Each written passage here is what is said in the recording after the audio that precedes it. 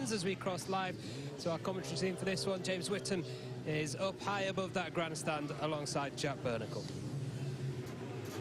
And the truly frightful fact is that Shaky Byrne has lapped in 1 minute 24.838, which is a full almost 4/10 of a second quicker than second place man Jason O'Halloran. So Shane Byrne, there he is, already a 4-time champion, is showing the sort of motivation and form that I must confess we didn't see coming before the season, James. I don't know whether we did or not. The fact is, he started off the season with a brand new bike, brand new to the team, brand new to Shane Byrne, and it's very different. The way it's produced and the way it works is completely different to anything they've raced for years. And it's just taken them a little bit of time, in my opinion, to get their head around it, get used to how it works. Not just Shaky, but the team as well. This is Terry Reimer, old sparring partner of mine, British champ in the past and also world champ in the endurance class. And he's now team manager for JG Speedfit. So, yeah, he's got his work cut out, I think. He's got 3 disparate riders under the roof of his garage who he's got to sort out. They have been out testing at Cadwell Park. James Ellison, of course, in the absence of the other 2 riders, tested some new stuff at Cadwell Park Tuesday and Wednesday, which they hoped would benefit the JG Speedfit Kawasaki's when they came out here at Brands Hatch. Yeah, the idea for Terry is they wanted somebody just to bring all the riders together. They've got some real experience in that garage, and there's no reason they shouldn't, with some testing, get the bike, you know, pretty much perfect. But they just feel that they've all been pulling in different directions as far as setup and rider feedback goes. So they reckon that somebody and he's quite authoritative. His Big Tell, you know, he won't stand in messing about in the garage. He didn't as a rider, and he won't as a team manager. So that's maybe what they want.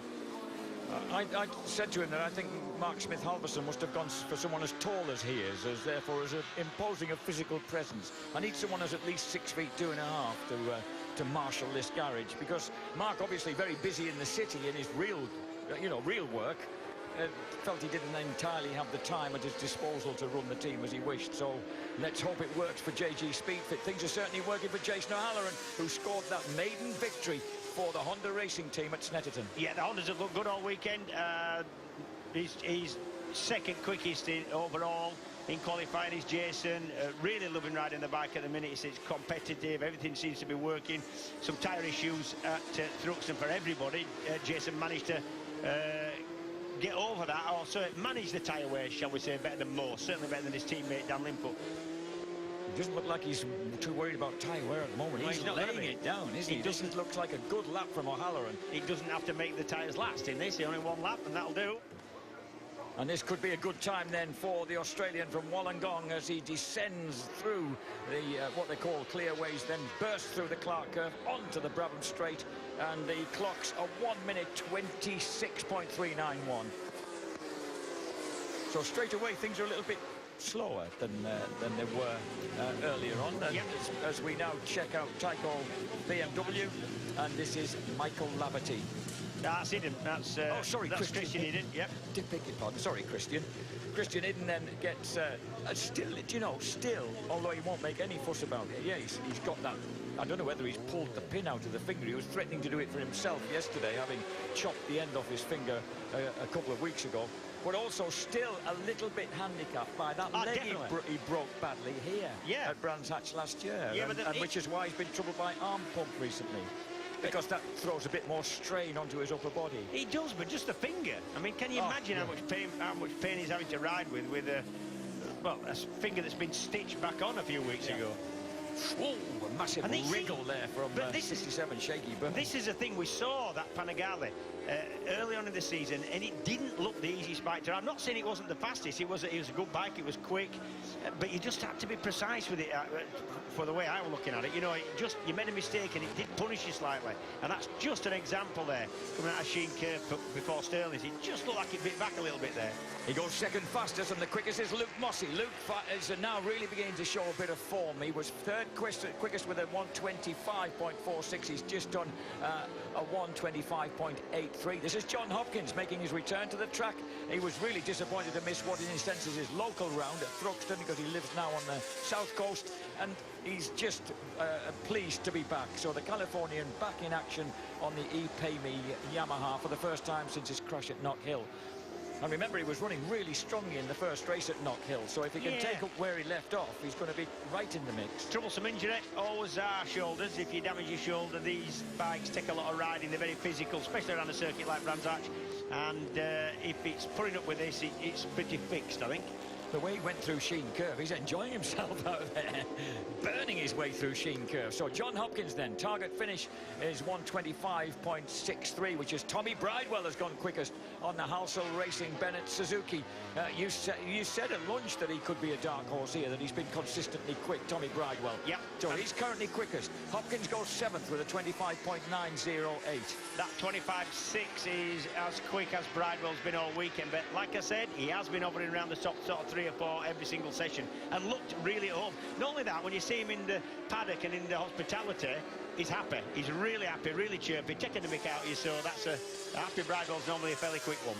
This is Brock Parks, who was thrilled to finish in 4th place at the Suzuka 8 Hours in Japan last weekend, considering he had 2 Japanese teammates who weren't comfortable with Pirelli tyres, although the younger of the 2 of them did get to grips as the weekend wore on. But Brock rode well over 4 hours of the 8 hours, including the final stint, to make sure they hung on to that 4th place, because it's put the team, the Yamaha Austria team, right into the frame for the World Endurance Championship itself. Yeah, and 4 hours of the 8 hour race is massively difficult. It's the hottest, most humid race I've ever done. I've done it 3 times, and it's never any different. It's the humidity that gets you. It's such hard riding out there. One thing that is interesting about Brock, because although his riding style still has a radical element to it, but he says he's reined it in quite a lot because Pirelli tyres require a different riding style. He said the MotoGP hang the whole lot off. He said it works fine for Bridgestone, but it's not quite as effective on Pirellis. Yeah, his years in MotoGP would have been on Bridgestones. Now it's changed to Michelin, but the Bridgestones, they favoured a rider who could put it in so hard on the front and just push that tyre into the tarmac and make it grip. And that doesn't work, not only with Pirellis, but it doesn't work with anything else. Generally, that's the thing they have to get used to on the Bridgestones.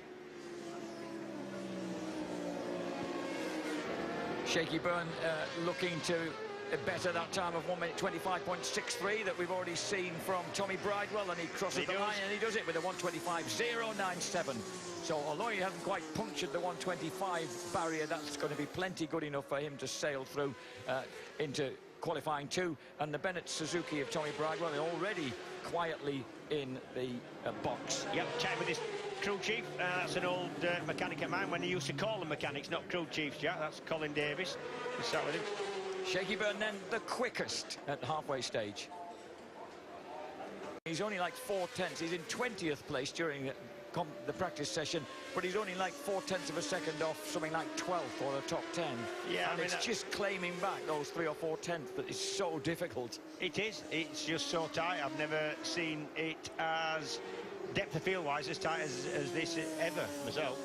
Tyco BMW's Michael Laverty at moment presently in 22nd place. Now the 34-year-old Ulster needs to be a bit further up than that, and because he's got to get top 18. 18th at the moment is Jake Dixon on another blue and white bike, the Smiths Racing BMW, and as this BMW crosses the line, 1:26.9. Oh, he remains 22nd. What's going on with Laverty? Oh, good heavens. No, but James, 22nd place, is down, and Martin Jesper, and would you believe 24th place this is Jake Dixon. He is currently 18th on the Smiths BMW, and 18th is just by the skin of his teeth good enough. Behind him, needing that top 18, and behind him by 0.05 of a second is Alistair Seeley. Jason Ellison is 20th, Billy McConnell 21st, Michael Laverty 22nd.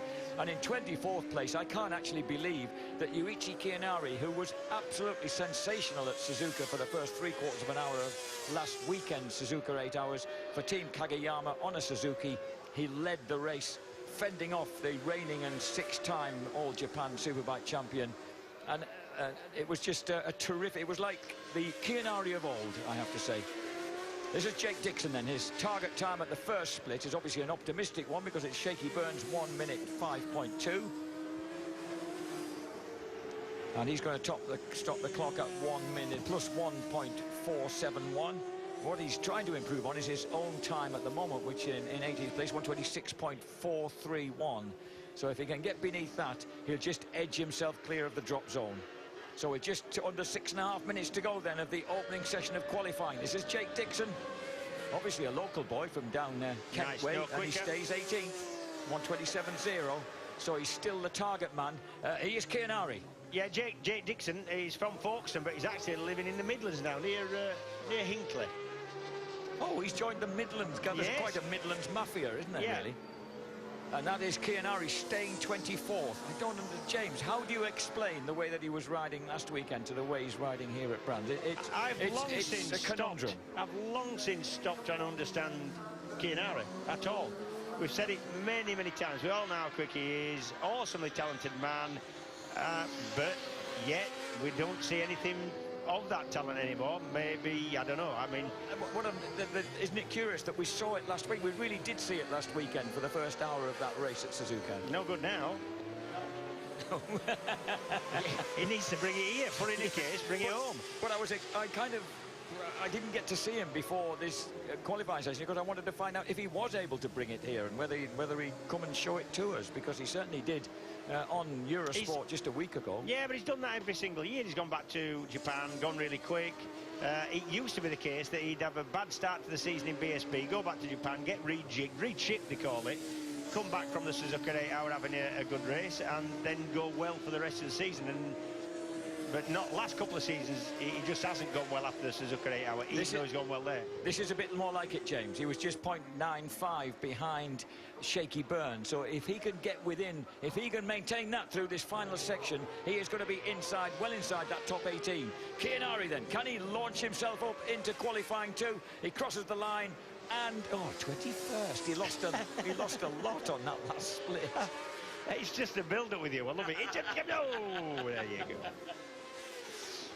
Meanwhile, Tyco BMW's camp is trying to figure out what they can do, because at the moment Laverty's in 24th place, and look at those piercing pale blue eyes of Michael Laverty. I must admit, when I was talking to him on Saturday, James, he didn't feel like he had this kind of problem to face when he got to Brands Hatch. But what are they doing with their... Isn't it a contrast in camps when you move to Honda and the cool Jason O'Halloran already comfortably through in second place? What can they do with that computer, James? What are they doing? Mostly it's either downloading information that tells the team what the suspension's doing, how much movement they've got in the front and rear suspension, or it can be remapping the engine.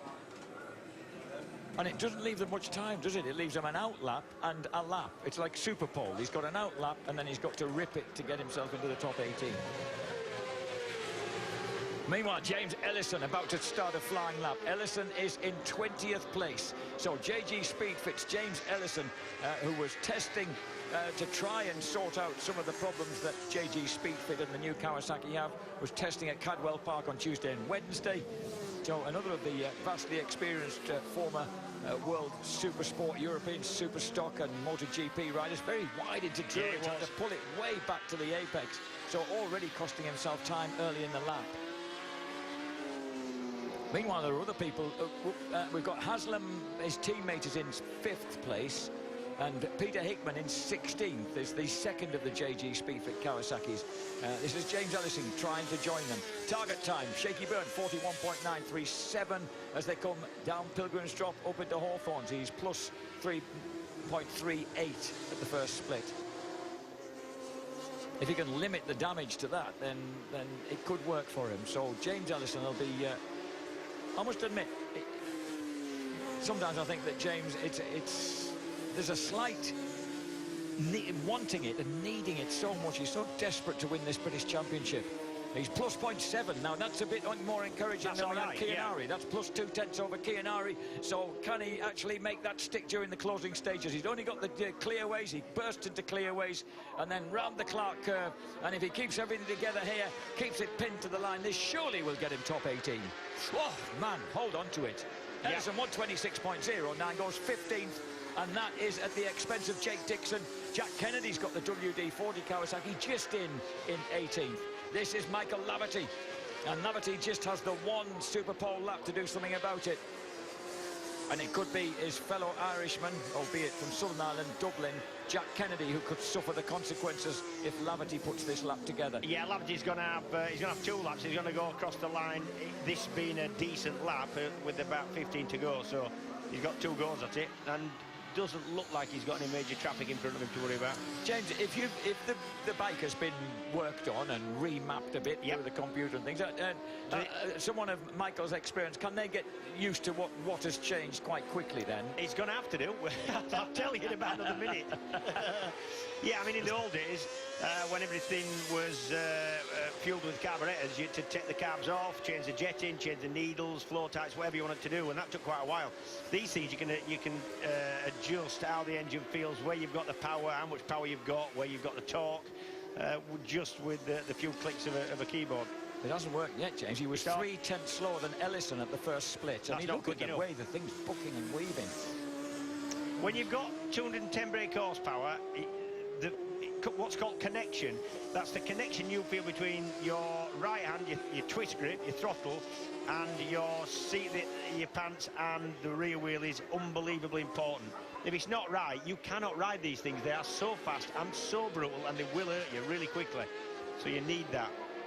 And this is Michael Laverty not improving, I would think, very much. Oh, 19th. He got within a whisker of it. He had a good third split. Now he's got one more lap to do it. Good run, looking at the timing screen, from Levi Jackson up in 6th, and he's sat in the garage nice and happy there. That's a good run for him. Here's Billy McConnell, number 3. McConnell currently 22nd. Fastest lap, 1:26.46.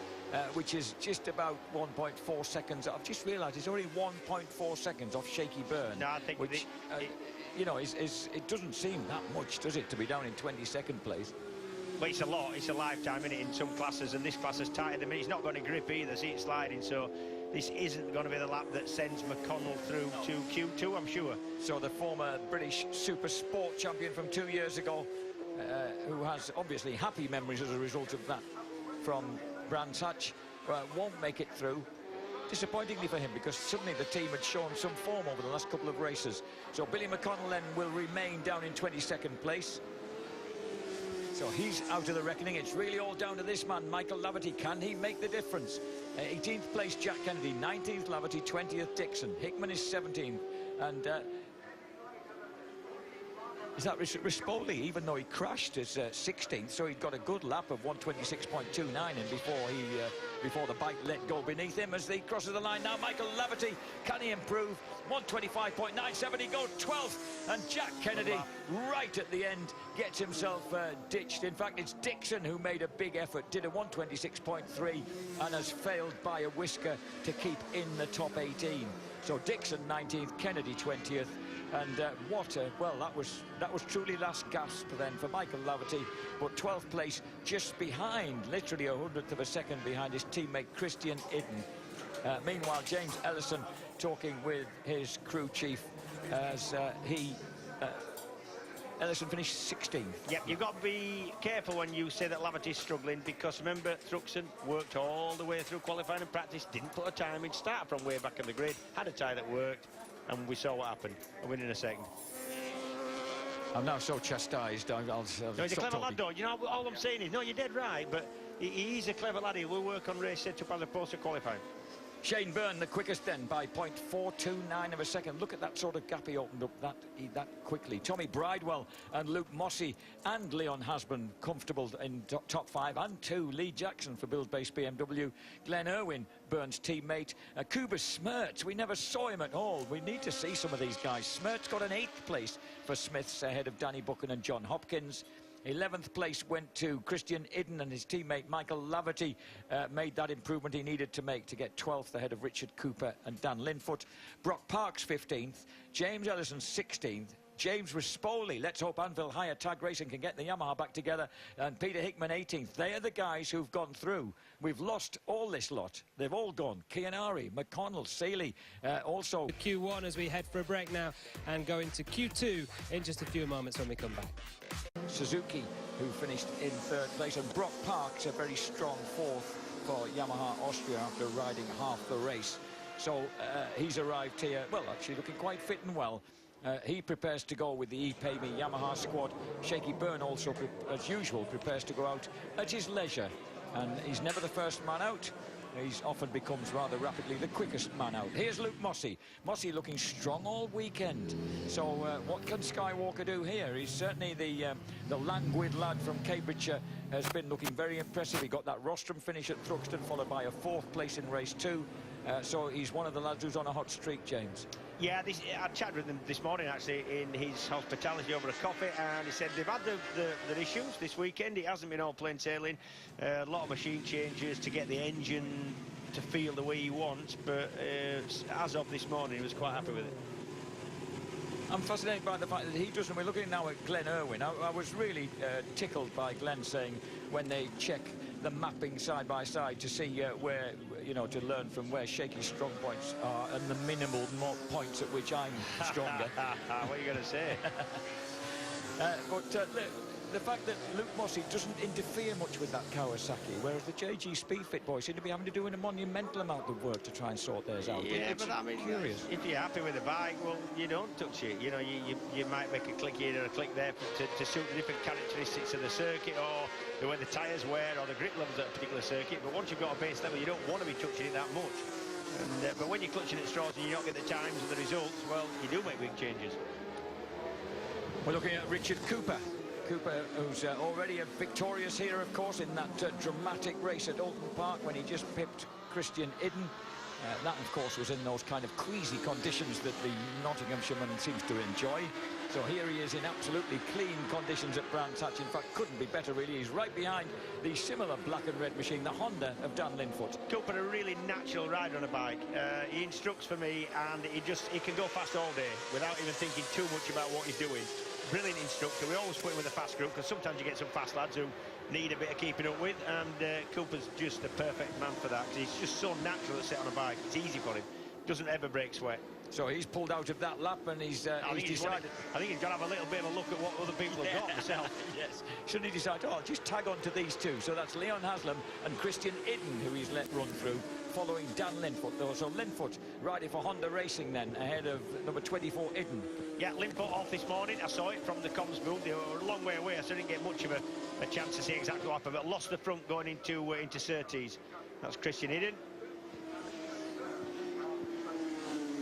Christian Idden, well, hopefully he'll hang on for a lap and see what he can produce as he flashes across the line now. Then Idden does a 126.49, so he becomes briefly first place man. Not for long. Here's Luke Mossey ahead of one of the ePay Me Yamahas. Oh, when no, Kuba Smerts is off the track. Yeah. He's got a problem with the Smith's BMW. Kuba Smerts, 8th quickest. He's off the track. I would say he's definitely got a problem there, Jack. But what I mean was, had he fallen off, or had the thing just stopped? I think he's run straight on. That's Mossey's. Mossey's got a big issue. And the red flag's out. We've got a red flag out here at Brands Hatch. The red light's flashing in a distance. Maybe there's oil on the circuit. Maybe this is Kuba Smert's bike that's blown up. I'm just... Yeah, oil flags are out, and the marshals obviously think there's something on the track from Kuba Smert's bike. He's obviously blown up. We saw a little bit of flame coming out of the exhaust. Let's have a look. Yeah, now that's popped. Anytime a marshal sees smoke like that, you assume immediately that there must be oil, coolant, whatever on the track until you find out otherwise. So the former 250cc Grand Prix and World Superbike front runner, Kuba Smerts, 33-year-old from Jilovice in the Czech Republic, he comes to a halt, and it might just help Luke Mossey, because he's obviously got a problem with the Quattro Plant Tech Care Kawasaki, and he's heading back up pit lane. He needs to get that sorted out, and quick. Yeah, and look at that, yeah. He's gesticulating to his team. He wants to push him back. It's actually, that stopped, and he's just rolling now. Under what? It's a little bit downhill, actually, he's a pit lane here, so... So actually it's quite considerably downhill, isn't it? So it's rolling on, but obviously he's shaking his head. So it takes a lot to disturb the equilibrium of Luke Mossey, but he certainly needs some work doing now. Ray Stringer there, big fella on the right-hand side, is the first person to get into action to sort things out. That's something wrong with the twist grip now. These bikes work by in actual fact, the throttle, that twist grip there isn't connected to the injection system. That is connected to a solenoid that then it's like fly-by-wire, if you like. but it certainly looks like he's got an issue with the mechanism of that twist grip. To be perfectly truthful, James, I've never fully understood the wondrous expression fly-by-wire. It means when you've got a carburettor, right, there's an old-fashioned device for mixing fuel and air to go into your engine.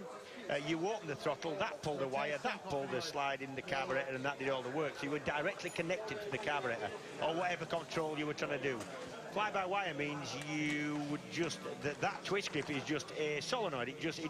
It's a switch that just is a potentiometer that just tells another piece of electronic wizardry what to do. So there's no connection, no direct connection. Wow, is that the trickle of oil that's running all the way down there, or is that just a join in the tarmac? It didn't go in such a straight line if it's oil, did it? No, I think that's a join. So the marshal's just checking out the state of the tarmac there. Thank you for that rundown. And incidentally, notice his lovely pregnant lady friend there. That's Luke Moss's lovely pregnant lady friend was also in the garage looking suitably anxious. So let's get down into pit lane and join Matt. Yes, thanks, Jack. Work on going then in the Quattroplant Kawasaki garage of Luke Mossy. He'll be hoping to get back out on track when this session resumes. We'll take a busting lap of mine in the offing. Incidentally, the fastest men so far, Michael Laverty, Lee Jackson, and there he is, number 14, with the bright orange helmet on the red, red, white and black build-based BMW run by Stuart Hicken. Lovely little family-run team from the Midlands. And Lee Bob Jackson, former plumber from Lincoln, really showing some form, running second fastest so far. And right now, he's behind a good man in Jason O'Halloran. If you're going to follow somebody, tag on to Jason, because Jason's certainly going fast. Well, last week, couple of race weekends and this weekend. Yeah, he's also fast and he's smooth, and yeah, good man to follow is Jason. Build-based team run by the Hickins up at Mallory Park. That's where they base themselves there. So can Jackson produce, really get himself into Superpole? Because he did that, didn't he? Was he at Thruxton? He was in Superpole? Yep. So he's obviously already showing that kind of form. Lee Jackson, riding number 14, former Super Stock 600cc champion. And the target time at the moment there is the split. Michael Laverty, 1 minute 5.759, and that's a realistic split because Michael's time was at 25.82. These lads would be hoping to get somewhere near that. Watch the clock tick on the left-hand side as they come into Stirling's Bend. 1 minute and minus 2 thousandths of a second then for Lee Jackson. So Jackson close to a possible pole position. At the moment, provisional pole. At the moment, he's in second fastest with a 1 minute 26.429. And Richard Cooper, his teammate's just gone fastest, 25.62. Haslam's gone second, 25.64. And as he crosses the line, Jackson's fourth, 125.7. Good time. Halloran quickest. Halloran ahead of him, 125.33. Oh, sorry, so Halloran, Cooper, Haslam, Jackson, Bridewell, Ellison, who's put in a 25.7. Laverty and Idden are the top 8.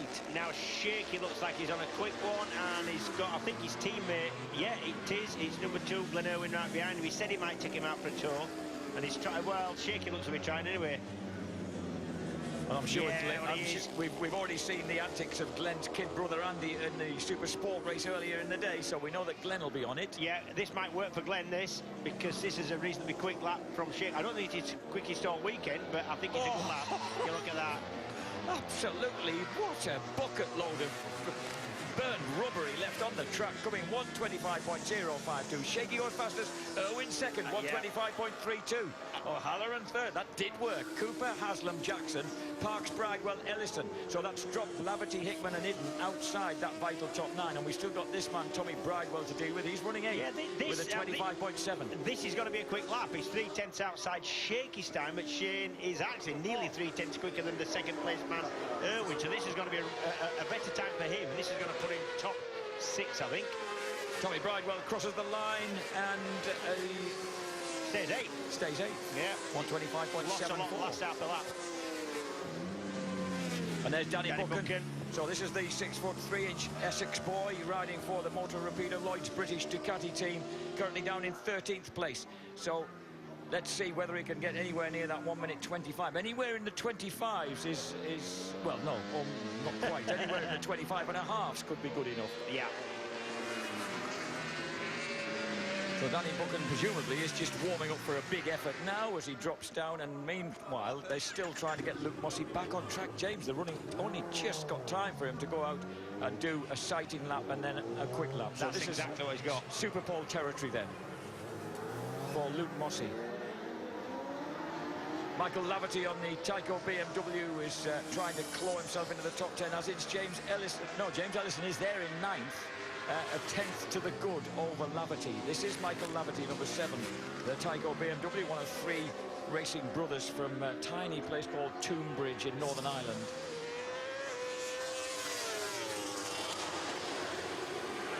Michael was telling me that his happiest racing days and his racing memories, James, something that you'll be well attuned to, were the 4 years he spent coming over with a van with his mum and dad doing the 125 British Championships when he was a lad. Yeah.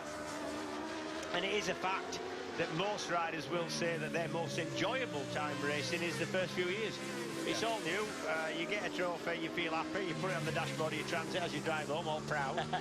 And by the time you get to this level, you've got pressures from yourself and from your team, and it's hard to work. This is a good lap for Laverty, and he's got Brock Parks clinging onto the rear fender, the experienced former World Supersport Championship runner-up and World Endurance contender, now joining the EPAME Yamaha team for the rest of the season, is right there behind the BMW as they cross the line. Laverty remains 10th. Now, I thought Eugene would improve on that. Parks goes 4th, though. But Parks closed the gap on him and went to 25.5. So Brock Parks, very experienced here at Brands Hatch. He's enjoyed good results in World Supersport. He's been a race winner here before. Tommy Bridewell is looking just not too safe in 8th, and he's not too happy with the back with the look of it. That was a front end issue he's seen. No, he's not happy. And at the moment he's in the danger zone. He can't do anything about it, James. No, he's not going to go out again. His helmet off, leathers unzipped, so he's not going out again in this session. So yeah, he's relying on nobody else going quicker, him being in 8th. James Ellison is 9th, so he's currently the last qualifier on bike number 77 on the JG Speedfit Kawasaki. And we've got Ellison 9th, ahead of Laverty, Hickman, Idden and Buchan. Hopkins as well is down there in 14th place. And Linfoot surprisingly in 15th. Mossey, of course, hasn't got a lap time in yet. He's yet to come. This is James Ellison crossing the line. He remains in 9th place with a 126.47. Meanwhile, Laverty is still caning the Tyco BMW to see if he can get himself a time that will improve things. He's got that, at the moment, the 9th place time is 125.78. Laverty's best at 125.82, so he's got to just shave a 10th of a second or so off that to go through. But he's not done it. 126.3, he remains in 10th place, and out of it is Luke Mossey out on track, because I think Mossey had time to get a lap in. And here is the 6-footer from Cambridgeshire. And he's just going to take the check. The check flag's just about going to go out 5-4. Now he might just get another lap. And as he crosses the line, 125.7, he goes 8th. He goes 8th, and he's nudged out James Ellison into 10th place. Meanwhile, here's Hopkins on the EPAME Yamaha, the Californian, British-bred Californian, crosses the line and remains in 15th place. So Byrne, O'Halloran, Irwin, Parks, Cooper, Haslam, Jackson, Mossey with that searing lap, and Bridewell are the top 9. Ellison and Laverty, 2 vastly experienced men, are out of it, and this young man keeps on now. That's going to be his 2nd Super Pole this season. Well, we've got a fall of Buchan's gone down. Danny Buchan trudges off, shaking his head. That's Ellison's done and remains in 10th place, so at least he knows where he's going to start, on the front of the 4th row of the grid for tomorrow's first race. The Lloyd's British Motor Rapido Ducati being rescued by the marshals. Where's that, James? Where's he gone down? That's just going, yeah, it's just gone onto the long circuit. The Surtees is that. So Danny has trudged off and left the bike, and there he is on the right of picture, making his way back. The marshal's struggling to get that Ducati out of the way. Hideous stuff to walk in when you're carrying a big heavy bike, is that gravel. Really deep. So Danny's in 14th place, and that means that we've got some big names. Ellison, Laverty, Hickman, Idden, as well as Buchan, Hopkins. Linfoot, I'm surprised by, James. 16th when his teammate O'Halloran's 2nd. Dan Linfoot. Actually, Linfoot's had a problem. Linfoot's got a 131.3. He only did 2 laps, James. So there's been a problem with the Honda, which has put paid to Dan Linfoot's chances. So the second session in the data tag qualifying sees Shane Byrne set fastest time ahead of Jason O'Halloran and Glenn Irwin. Brock Parks gets ePayMe Yamaha into his second successive Super Pole session in his second appearance in BSB this year, ahead of Richard Cooper. So 2 build-based BMWs in the top 9. Leon Haslam, JG Speedfit 6th, Lee Jackson 7th, Luke Mossey 8th, 9th place Tommy Bridewell. And that's the difference, because Tommy Bridewell will go through into the final Super Pole session. James Ellison will not. And the other people who won't be with us for the Super Pole session: Michael Laverty, Peter Hickman, Christian Idden, Danny Buchan, John Hopkins, Dan Linfoot and Kuba Smertz, all of whom on their day you could say were potential race winners. That's the strength in depth of British Superbikes this year.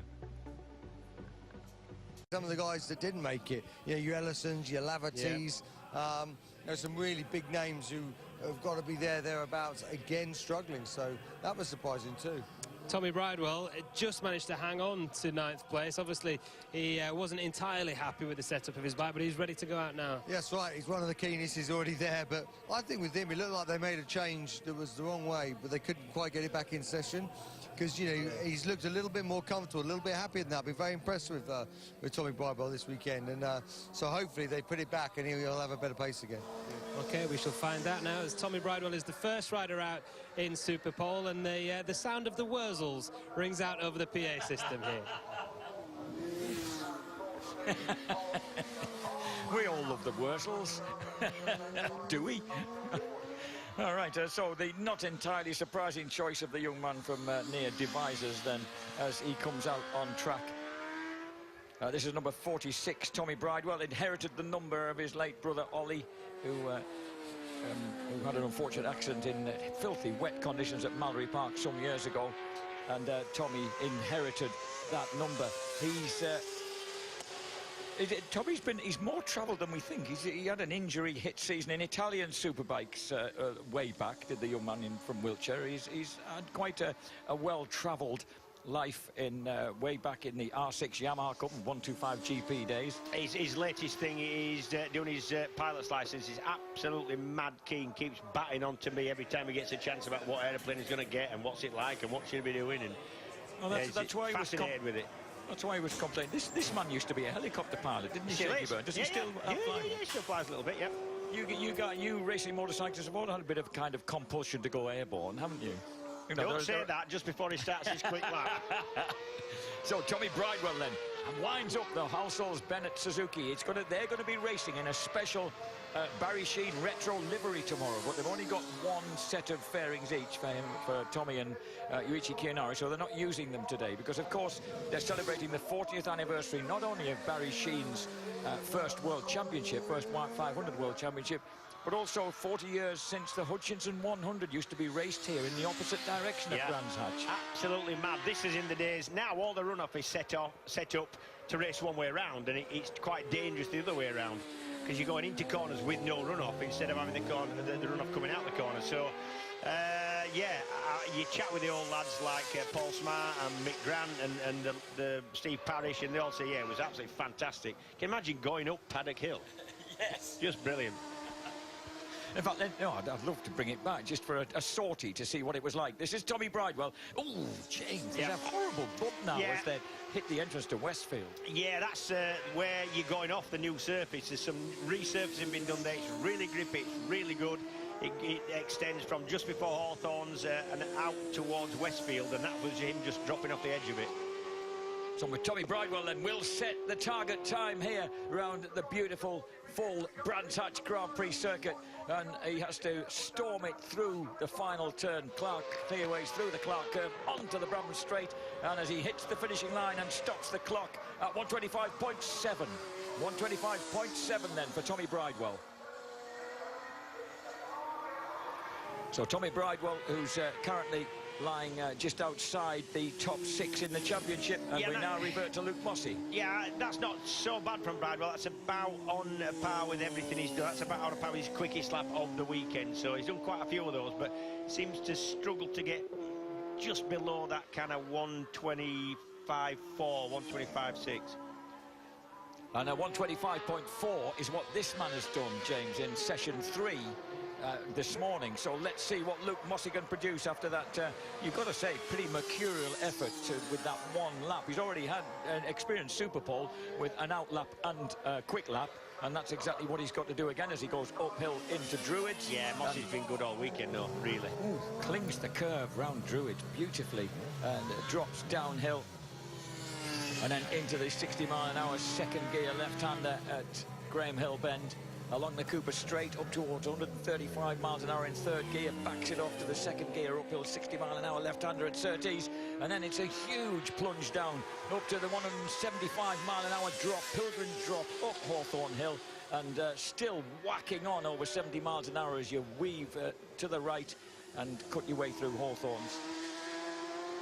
Along the Derek Minter Straight, and then Westfield, which is a frightening turn, James. You go over the top of that hill and there's scarcely any runoff on that outside before you hit the trees. It doesn't seem to be bothering Luke Mossey. He's got a split of 1 minute 5.62 to aim at there on the right-hand side. Were he aware of it? And is he going to lower it? Yes, yeah, he does. This is a good lap. 2.5 tenths of a second then. So Luke Mossey's got a good lap in his hands here. And this time the Quattro Plant Tech Care Kawasaki does stay in one piece, does keep motoring on. As he comes round the final turn, Mossey is just superb line as he comes out and cuts the entrance to pit lane and does a 125.383. So he goes handsomely first. And that's a really good target, James. That is a hot target for following riders. Yeah, it is. Good lap, that. Quick word then with Tommy Bridewell, first one out in that session. Tommy, looked like you had a problem at the end of Q2 there with setup, but how happy are you with that Super Pole lap? Without swearing, very frustrated for sure. You know, the problem we have all weekend is the bike is absolutely phenomenal over race pace. I can lap low 26s, no problem, quite comfortably, but one lap, I just can't get an advantage. So it's not a disappointment, but ideally it would have been nice to have done one lap, but never mind, this about the races for sure. Cheers, Tommy. Thank you. And now we join 20-year-old Lee Jackson. And the one thing that's worth remembering about Lee Jackson is that although he was only 14th in his rookie season in British Superbikes last year, James, he came here to Brands Hatch Grand Prix in the last meeting of the season and got 5th and 6th places. And this, of course, is the first time we've been back on the full Grand Prix circuit since. And it's obvious that Lee Bob really does enjoy this place. Yeah, absolutely, like he did at Thruxton. And you forget that he's still only 20. Been around a long, long time in various classes. He started, you know, he was originally like, well, raced Aprilia Superteens and pit bikes and pit bike supermotos, oddly enough, but then came into the 125 GP paddock in 2011. So, yeah, he has been round a while. 5 seasons racing out of this paddock, but he's moved up through the ranks quickly, James. You know, went straight from Superstock 600 champion, 2 seasons in Superstock, found 3rd in 2014, and then slap bang into BSB. Let's see how his time compares, and he's just almost half a second outside of that time, so he's about on a par, perhaps slightly adrift of Tommy Bridewell, who's currently second. I think so. So, the former plumber, well, I think he's a former plumber, presumably he still has the skills, but doesn't need to exploit them. Crosses the line now, let's see if he can get anywhere near that time. 125.9, he goes 3rd, just outside the 25.7 of Tommy Bridewell. So still on top is Luke Mossey. Luke, well done. You kind of had to do 2 Super Poles there, one at the end of Q2, and then a great lap there in Q3. I know I was just giving myself some practice in Q2, but yeah, the throttle cable snapped in Q2 when we was on a good lap, so I was a little bit worried. Luckily, not unfortunate for Dan, but I got red flag, so I could coast it all the way back in the pit lane, and boys done a fantastic job getting it fixed quickly for us, and yeah, we've gone quick as we ever have done round here, so I'm happy. Brilliant, well done, Luke. Cheers, mate. Now then, what about the pocket rocket, Leon Haslam? This young fella, well, I'd say young man, he's been around a while, hasn't he? He was coming off, fresh off a second place finish at Suzuka in the Team Green official Kawasaki factory team just, well, barely a week ago, in fact, a week ago today. And he rode the last session into darkness really strongly to hang on to that second place. He's did a lot of testing for the Suzuka 8 Hours, and he said in the last 10 weeks he's had 6 separate trips to Japan. That's a lot of air miles. It's a huge amount of air miles. Isn't it? Fortunately, he travels well, and he had his wife Ollie over there with him in the steaming heat of Japan last weekend and during the week preceding. So plenty of practice then. But of course, coming back onto Pirelli tyres, James, we've talked about, you've mentioned how that change in tyre makes a considerable difference to the way that you've got to tackle a racing track. So we're looking at 1 minute 5.38 then, the target time for Leon Haslam against another Kawasaki. And he's plus 0.398, so it's not going to be the quickest time by any means for Leon Haslam. As he goes under the bridge, bursts into clearways where he comes into view of the main auditorium, round the Clark curve. And sometimes guys look as if they're going so wide there, but they cut it right back, drift to the entrance to the pit lane, and then across the line for a 125.89. Third place then, ahead of Jackson, behind Mossey and Bridewell. So Leon Haslam shakes his head, James. Yeah, a little bit disappointed. Yeah. I thought he would be. Yeah, he'll know what time he's done by looking down at his dash, and yeah, disappointed with that. Yeah, Haslam third so far, just ahead of Lee Jackson. Lee, well done for getting through to Super Pole again. How satisfied are you with the lap there? Yeah, I was really happy to make Q3 there. You know, I've had some good race pace all weekend, but just been struggling with the one-off lap. We made some changes for qualifying, it really helped, so massive thanks to the team. But the lap really wasn't the best, you know, a little bit scuffy onto the back straight, so a little bit disappointed in the actual overall lap, but, you know, happy to be in Q3 again, and both myself and Richard are watching now. Cheers, Lee. Cheers, thank you. So Richard Cooper then, teammate, well, equally small and boyish looking, but actually very much the senior of the two in terms of racing experience and age. Richard Cooper, look at he's almost Carl Fogarty-like, his head bobbing out from behind the screen as he hits the brakes on the build base bike. And as you said, James, you look just a naturally fluent sort of rider. He looks comfortable on any bike he's ever ridden, and there have been many of them. He's a little minted as well, you know, he's Richard Cooper. Everything he's got polished, nice, neat. He really is. He comes in a little van, a little V-dub van, and it's always absolutely mint and polished. The wheels are clean, everything's always neat inside. He's a real neat lad. So the 33-year-old now, the former, well, he's a lad who's engaged in BMW Boxer Cups around Europe and European Super Stock Championships and British Super Sport. Always adapted himself well to anything he's been in. Oh, we certainly adapted to the Sheen curve then, but he's plus 0.451. So Luke Mossey looking confident and cool in the inset picture there, because his pole position is going to stick for the present. And this is going to be close between Richard Cooper and his teammate Lee Jackson. Jackson's currently fourth on a 125.93, and he does a 125.939, so he's outside it by 0.003 of a second. Jackson retains fourth place, Cooper goes fifth. I've mentioned before, in which he's excelled in World Super Sport. So drops down the hill through Graham Hill Bend on the ePayMe Yamaha. He's comfortable on this bike, isn't he? He's really... Yeah, that's really surprised me, because remember he started the season on the Milwaukee R1 Yamaha last year. Similar bike, similar race kit, albeit early in its development, and he really just seemed to suit this one. He didn't suit that one. He only did about a quarter of a season with it. So Brock Parks, who's pretty much hitched up with Tommy Hill's team for the rest of the season then, to accompany John Hopkins after they parted company mutually with Stuart Easton after Thruxton. So Parks then aiming for that 1 minute 5.38, which is quite a hefty target, a mean target set by Luke Mossey, currently quickest with a 125.383. And as he goes through Stirling's, it's plus almost everybody is 3 tenths out. Yeah. So it all depends how rapidly that barking Yamaha can get underneath the bridge at Clearways, round the Clark curve and to the finishing line. Parks, as ever, as with the rest of them, goes wide, digs that tyre in, comes back to the white line, and as he crosses the line, 125.78, third place. Mossey, Bridewell, Parks. He edges out Haslam, not to mention Jackson and Cooper. So a good lap then, once again. Remember, he scored well at Super Pole at Snetterton, and then got taken out at the first turn of race one and didn't reappear. So let's... this is Brock Parks then looking like he's done a good job there. Luke Mossey, I've never seen him look so nervous. he's obviously thinking, I could get this, I could get pole position. Could I possibly? Interesting character is Luke. He comes across with that kind of Essex confidence and a bit of bravado, but actually I think he can be quite fragile sometimes. He's a nice lad, he is. And number 2, Glenn Irwin, now comes out on track.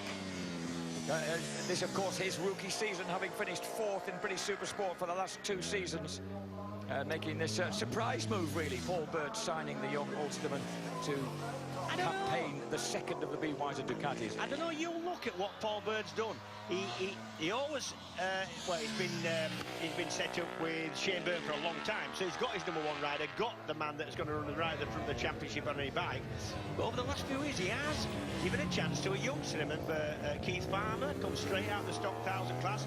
And the same with Glenn, and I think it was quite an inspired choice myself. Well, it's looking like it, the way that Glenn's been riding, because as that target look, plus 0.2 on the first break. I just wonder whether this is a bit much of an ask for him on his own. Remember, his fastest lap that we've just seen in Q2 was behind his teammate, but still really, really impressive. His first rostrum in BSB last time out of Thruxton, and really pleased he was with it, but he was expected. Yeah, I know. You can see left part of his tyre on the track there. I mean, he had hold of it. That wasn't nearly a crash. That was all right, was that? Plus 0.38, so he's just same. He's just in that area again. In that area, so he could be just a bit behind Parks. I think he could be good for the second row here as he drives out of the Clark curve. Can he make it stick to the line? And this is Glenn Irwin on the second of the Ducati's 4th place. And yeah, he does edge out Haslam and Jackson, so he goes 4th on the front of the second row of the grid. At the minute, Brock Parks, you're doing a great job to get through to Super Bowl, first of all, Brock, but it looks like you could be on for at least a second row start.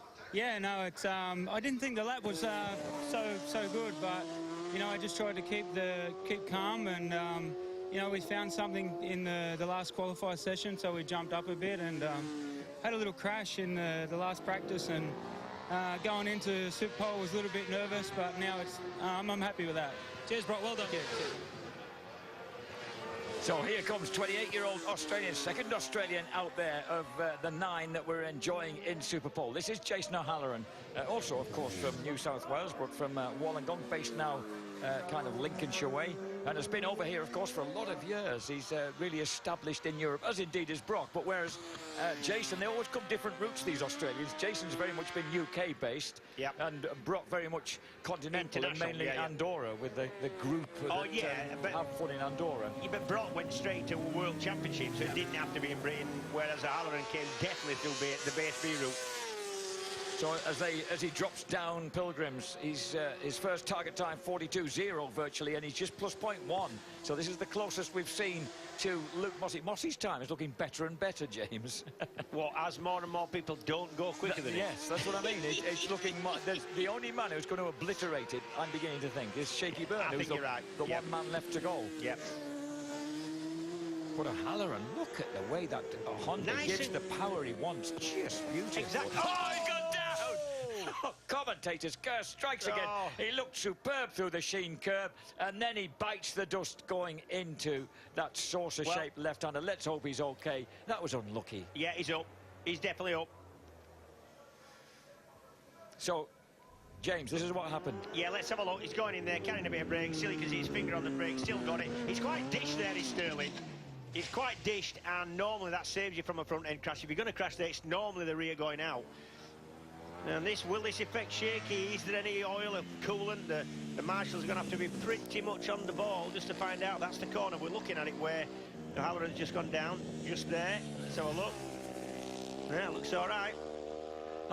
O'Halloran, like you say, James, there's a really steep camber there. Absolutely cambered brilliantly. To see the front go like that is so unusual. It is, yeah. I mean, that deep into the turn. Yes, it is, yep. You're right. Normally, you'd be just getting on the gas there and on the front.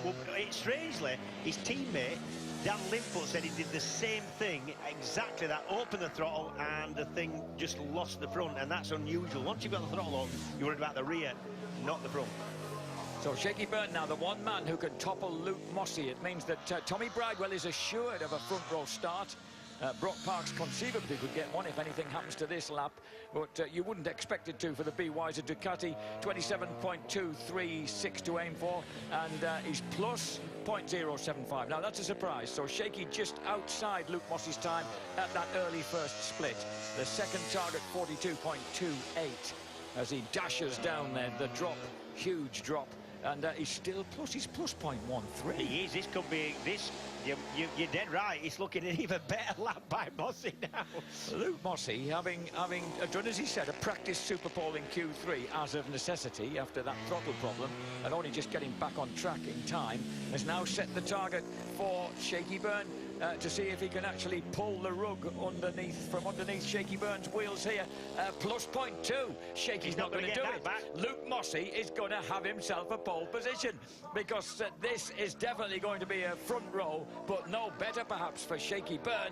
And as he burns his way out of the final turn, it looks like that time of 1:25.383 is going to be plenty good enough. And it is. Shaky goes second. Luke Mossy, Quattro Plant Tech Care, Pete Exton's Bournemouth Kawasaki, the whole gang have actually come from almost a nightmare second session to take pole position ahead of this man, Shaky Byrne, on the BY's Ducati. Third place, Tommy Bridewell, despite being so disconsolate after his lap. And this is Luke Mossy. This is when he's watching the splits. Now that's when Shane Byrne didn't get better than his splits halfway around. That's him watching the lap. Tommy Hill there in the background on the lap, sharing the delight of Luke Mossy, as Mossy realised that Shaky was no way going to get near his time. Shaky nonetheless treats the crowd to a blatant wheelie over the crest of the hill coming out of John Surtees' corner. And it's Mossy, Byrne and Bridewell. A rather tuneful front row here for the MCE British Superbike Championship Race 1 tomorrow. Luke Mossy, Quattro Plant Tech Care Kawasaki by 0.111 of a second ahead of Shane Byrne. Tommy Bridewell takes third on the grid. And so we have 4 makes of motorcycle in the first 4 places, because Brock Parks gets the head of the front second row with the ePayme Yamaha ahead of Glenn Irwin. Good lap by him on his own, and Leon Haslam. The third row will be Lee Jackson alongside teammate Richard Cooper and Honda Racing's unfortunate Jason O'Halloran, who saw his potential front row go up in the dust.